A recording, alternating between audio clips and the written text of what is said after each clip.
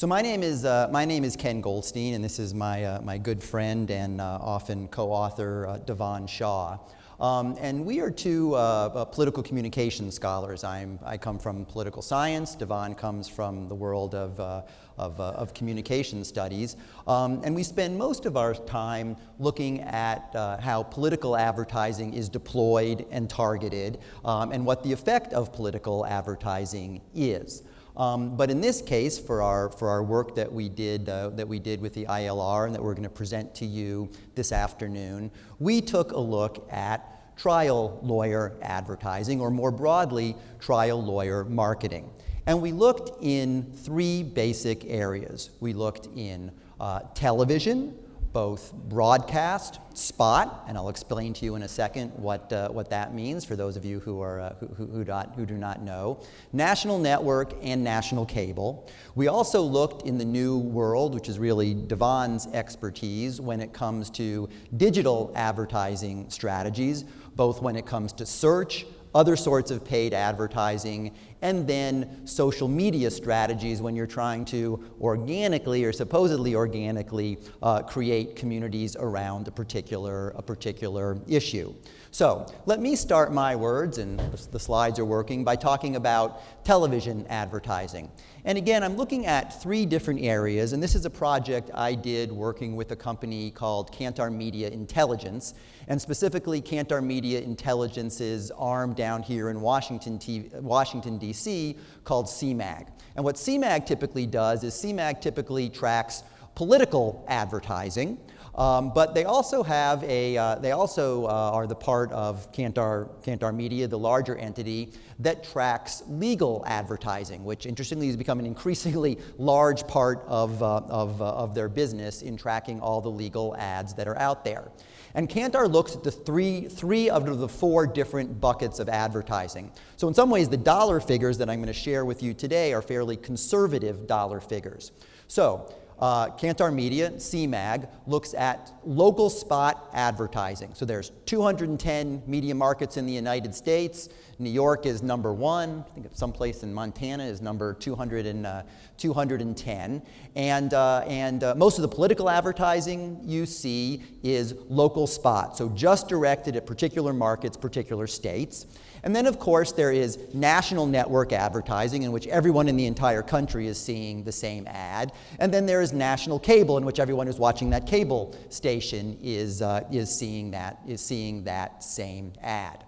And what we have seen since 2008, over the last 7 or 8 years, has been a consistent and relentless increase in television advertising in general by trial lawyers. So, as some of you may remember, we had a little recession in this country in 2007 and 2008, and that had a large impact on the television advertising market. So, television advertising spending decreased by 10% from 2008 to 2009. At that same time that television advertising was decreasing for all the other everything, autos and beer and furniture and all the other stuff that is advertised, advertising by trial lawyers went up 8%.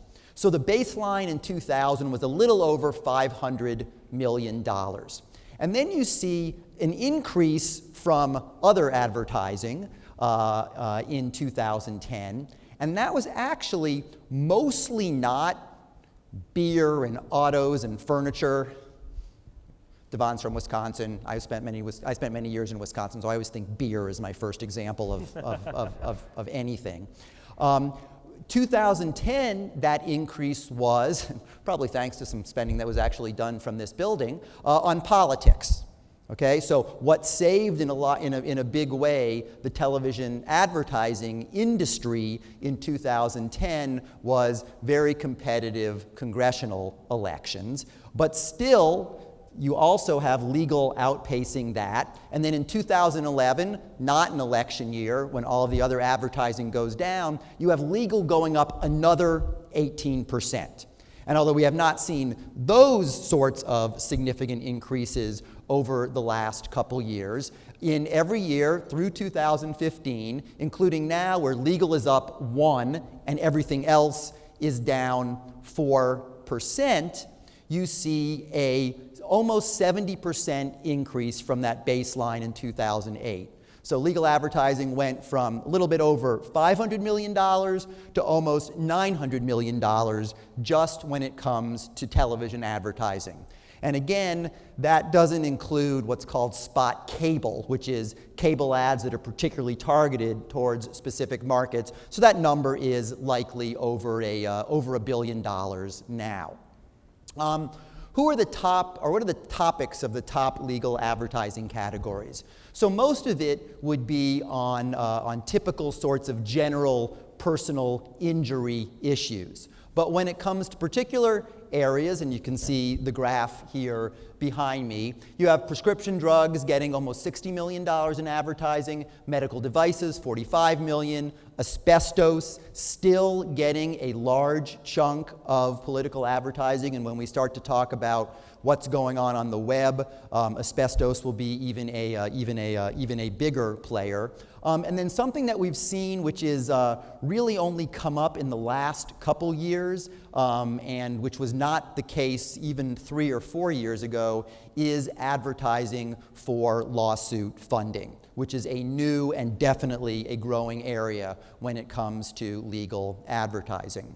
And here's just a couple examples, and there's a full report available, which I think is available to you or already been given to you. But you can see who some of the biggest players are when it comes to advertising just on television. So Aiken Mears, Morgan & Morgan, Pulaski and Middleman, the top 3 there. Now, looking geographically where the advertising is, so it's not in any way an even distribution of advertising across the entire country. If you have anybody here from the Tampa Bay area or Tampa, Orlando, which is, for those of us in politics, that's near and dear, that I-4 corridor is where all the swing voters are in Florida, and Tampa and Orlando will get tons of political advertising. Well, they're also the top 2 markets when it comes to legal advertising. And as you see in the map behind me, you tend to see more advertising darker there in the southeast and the southwest part of the country. One more thing about advertising, and then I'll quickly sum up and then turn it over to my friend Dhavan here. What we're also seeing is slight differences in the sorts of shows that are being targeted by legal advertisers. So whereas 8-9 years ago it was almost all during the morning day part and the afternoon day part, we're beginning to see larger amounts of advertising on what is really the premium real estate or the prime real estate of local spot television, which is local news, including sometimes segments of the weather or segments of local news broadcasts that are sponsored by particular trial lawyers. So again, just summing up, $531 million in 2008, projected close to $900 million, $892 million in 2015. That's a 68% growth over the past 5 years. That is 6 times more than the growth as all other advertising. And if you took out politics from all of that other advertising, that proportion would be even higher. Where that growth has occurred in television advertising, again, I told you there's different sorts of television advertising, but legal has gone from being 2% of all the advertising on local spot TV has doubled to be 4% of all the advertising on spot TV. Syndicated advertising, which are shows like, I date myself, Oprah, which isn't on anymore, so Ellen would be a syndicated show. Those shows also sell advertisements that are seen nationally within that particular syndicated program, and we see also a very marked increase by a margin of 4 in those sorts of shows as well. And again, a point I made before, that we're seeing better positioning, more expensive, more high quality inventory, larger in terms of impressions and gross ratings points when it comes to what is being purchased. So, like I said, we looked at 3 different things. We looked at television advertising, where we used Kantar Media Intelligence, which tracks advertising across the entire country. We also looked at different digital strategies, and I'm going to turn it over to my friend Dhavan to talk about some of those digital strategies, and I think we'll both be around a little bit later if folks have questions on anything I said or what Dhavan's going to do here. Thanks, Ken. So as Ken said, the other half of the equation in the digital age is obviously what's happening on the internet, what's happening in terms of search, what's happening in terms of the social environment. So we want to talk about search in a couple different ways.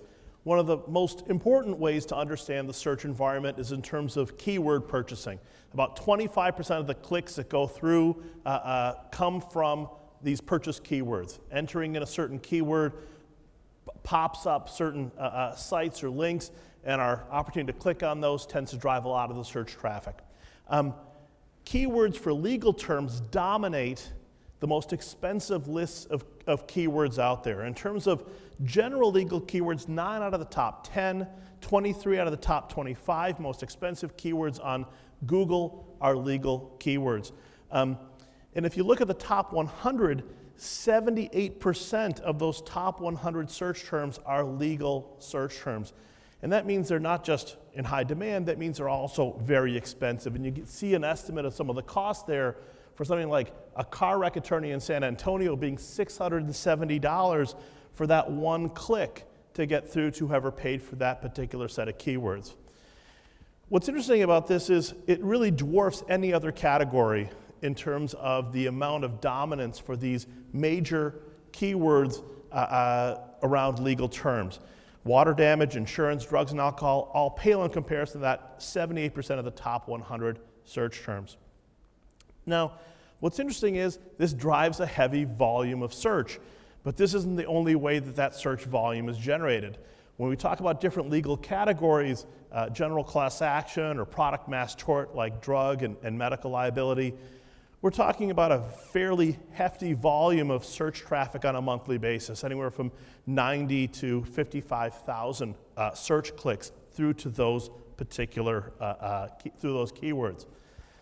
Now what's fascinating about this is, while there's certainly search as a driving component in terms of the cost, when you look within specific categories of mass tort, mesothelioma is one of the most dominant keywords and the most costly within that category.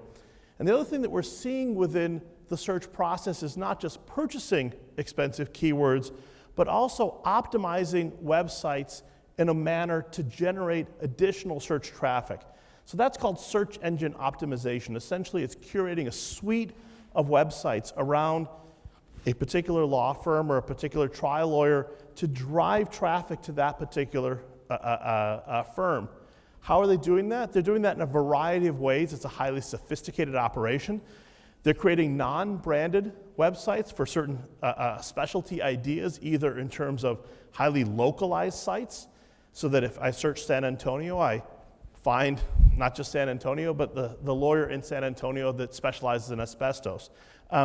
They're creating specialty websites around different topic areas. They're also trying to influence Google search rankings by, again, creating lots of dummy domain names that have these local names embedded in them as an additional way to mirror what's happening in the broadcast environment, especially in places like Florida, Texas, Wisconsin, that are already heavily advertised spaces are also the same spaces that are part of this strategy of really localizing the search process. Another big part of this is using search engine marketing, purchasing keywords to push people towards not legal sites or the actual sites of the trial lawyers, but instead to what are called phishing sites. And these are sites like, for example, asbestos.com, where someone would go seemingly to find information, but what they actually find there is an opportunity to share their name, which ultimately becomes a pathway for trial lawyers to recruit them into mass tort litigation. So the strategy here is extraordinarily complex, both in terms of search engine marketing and in terms of search engine optimization. Where this all then fits in with social media adds a whole additional dimension of complexity. When we think about what the social media environment looks like now, we certainly have, Google as a place where we can drop in a keyword, but a lot of us also encounter information over Twitter or Facebook or Instagram or other settings in which people in our network share information with us. Sometimes we follow key influencers. Trial lawyers are doing the same thing. And in fact, one of the things that they're doing is learning to market themselves through social media. And they're doing it in a way, again, that reflects a fairly deep sophistication, similar to what a lot of major product categories are doing. The other thing they're becoming extraordinarily sophisticated about is connecting to journalists and to advocates within these social media environments. People who have a fair amount of influence and are very listened to, so if they repeat or share the messages that the trial lawyers produce, that increases their audience tremendously and drives traffic back to those firms. What's interesting is those two systems come together to really push certain firms to the top of this ecology.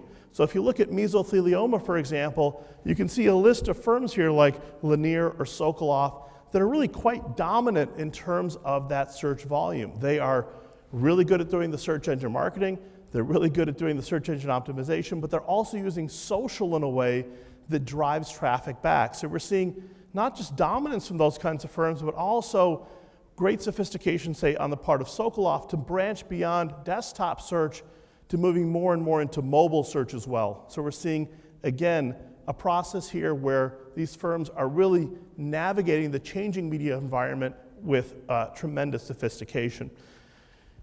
The other thing that we're seeing within this environment of search volume is that oftentimes it's a combination of drawing search, but also purchasing those really highly in-demand keywords. So this was an analysis put together by Campaign Grid, another specialty firm that focuses specifically on search and social. And what they found was the volume of search, when coupled with the expense of the keywords using the targeting of the keywords, they developed a special metric called Irrelevance Index. And so one of the things that you're able to look at here is not just whether a firm is drawing a lot of search volume, but getting that search volume by purchasing those expensive, highly in-demand keywords. Again, an indicator of that growing sophistication and greater dollars being poured into this category of work. So Philip and Cohen, for example, but also Jeffrey Glassman in terms of asbestos and mesothelioma. They're very different in terms of their overall volume of search, but both have really high relevance indexes because they're great at using those highly targeted keywords to draw in the potential litigants that can join in their mass tort efforts. When we look at the same thing for a different product category, in this case, data security or data breach, we've seen so many of these, everything from the federal data breach to Ashley Madison to everything in between, including the Target data breach. You'll see another group of law firms who specialize in this and are really generating and drawing a lot of the search traffic around that topic. So firms like Cohen and Milstein, Leif Cabraser are really dominant in this category, but then you've got firms like Michelle Drake who are not, again, drawing that same volume, but are very heavily embedded in terms of mobile search. And so what we're seeing across both these categories, and this is generally reflective of what we saw in areas like telephone or QTAM or other categories as well, is certain firms have really moved into that mobile environment and are really using it as a way to start to reach out to different groups of consumers to broaden that pool. And again, here in terms of that relevance index, some of the same firms like Nichols Castor or Edelson are very, very sophisticated in terms of, again, driving search volume, but also doing it coupled with those expensive keywords. So when we sum this all together in terms of the social media findings as well as the search findings, one of the things that we're seeing is a pattern of trial lawyers conversing with journalists and oftentimes using it as a format to publicize lawsuits, but also serving as sources. And also sometimes just following the journalist in order to know what the latest breaking news story is. They're also connecting with advocates. In mesothelioma in particular, you see particular medical advocates, people who've gone through issues with mesothelioma, who have become advocates on behalf of different law firms, have connected to those firms, and oftentimes share their messages. Those are repeated strategies, but we're also seeing in certain cases is the sponsoring of unbranded accounts. So for example, Kazan Law Group sponsors specific Twitter accounts to talk about mesothelioma that aren't initially apparent as being sponsored by Kazan. They're also using this as a way of potentially phishing for clients. So again, directing to sites like asbestos.com and then using that as a way to generate additional traffic and additional litigants. A lot of what they're doing is also just tracking the posts of key influencers and using that as a way to stay up to date on what's happening, essentially using Twitter or other social media as a barometer for those important issues that are arising within any of these categories. And it lets them monitor breaking news and ongoing discussions, and oftentimes enter into those discussions and share the work that they're doing, often as a way of publicizing different cases, but also as a way to reaching out to potential clients. So when we pull this all together, what we're seeing is an incredibly sophisticated package of marketing communications. Certainly on the broadcast front, there is tremendous volume of growth and greater penetration into those most high demand sectors of television, great sophistication and great expense associated with the keyword purchasing, but also, again, increasingly sophisticated strategies around search, both in connecting to different groups and using those platforms to both advocate and to publicize. So what we're seeing again is continued growth, greater sophistication, but also a very intensive cross-media platform that's multi-pronged and is increasingly adaptive to new environments and highly geographically concentrated. Thank you.